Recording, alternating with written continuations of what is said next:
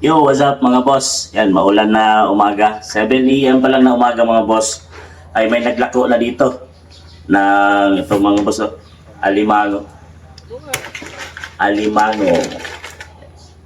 Gataan natin to mga boss. Masarap to sa gata na may kasamang mga gulay.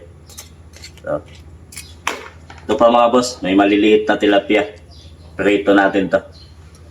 At meron tayong mga kalabasa. Ito, binili to mga boss. Pero tong sitaw ay dyan ko lang kinuha sa aking gulayan. Ito kalabasa, wala akong tanim.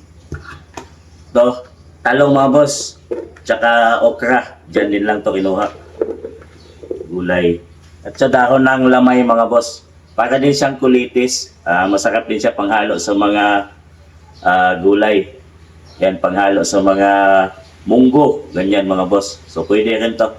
Kung tawagin lamay dito sa Panay ay island mga boss. Kapis. So ayan, luto tayo mga boss ng almusal, tanghalian na rin. Dahil mag 8 PM na ng umaga. So let's go.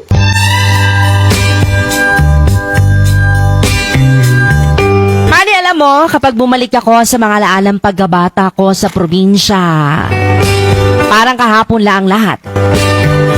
Yung simpleng buhay, yung bang mga bagay dati, Madi, na hindi mo pinapansin pero ngayon, namimiss mo na.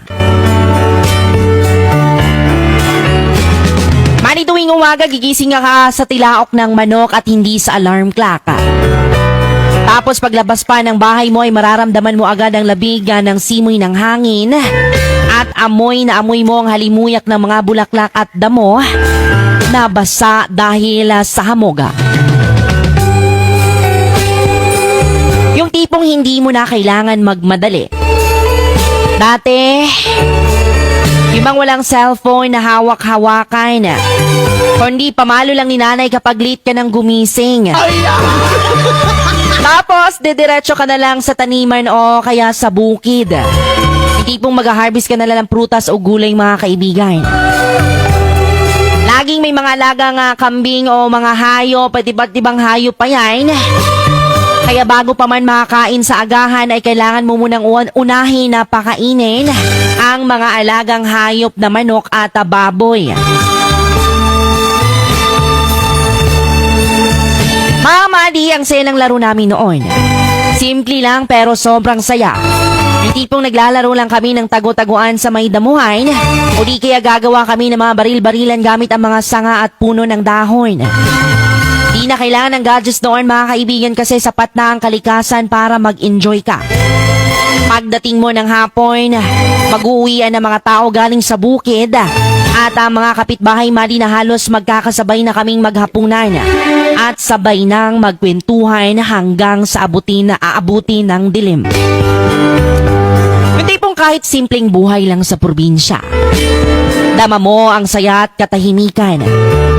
Ngayon, habang abala tayo sa mga bilis na buhay sa syudad, minsan, gusto ko na lang bumalik sa panahong ngayon.